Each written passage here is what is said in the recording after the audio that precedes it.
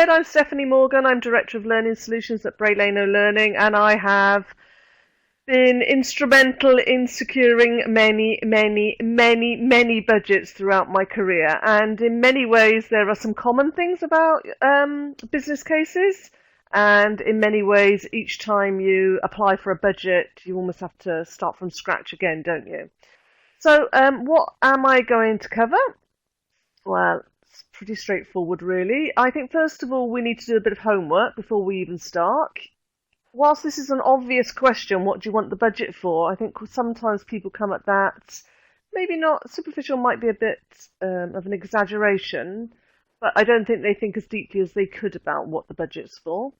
And then I want to think about, from the budget holder's perspective, the person who's going to be giving you the money, why should they? Why should they bother?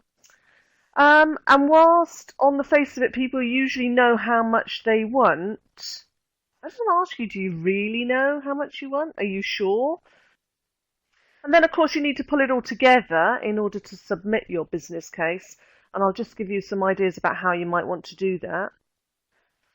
And I'm going to talk about cost versus benefit, which is pretty much an accounting thing, I think. But I think there's some advantages for us thinking about that from an L&D perspective.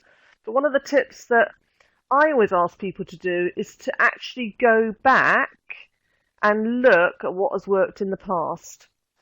So it's all very well having all the nuts and bolts in place, but how do you bring that to life and what has worked in the past? And from that, you might get some additional golden nuggets that you can't get just from reading the process or filling in a template. And I also like to think about the ripple effect. And again, this might be, you might find when you think about that you can share someone else's budget. And when I talk about added value,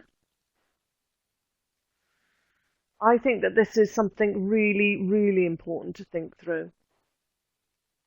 So this slide that I'm going to show you now, I've got 4 groups of people that I want you to think about. And when I say think about, I want you to think about, for these individuals, what are they going to get back from it?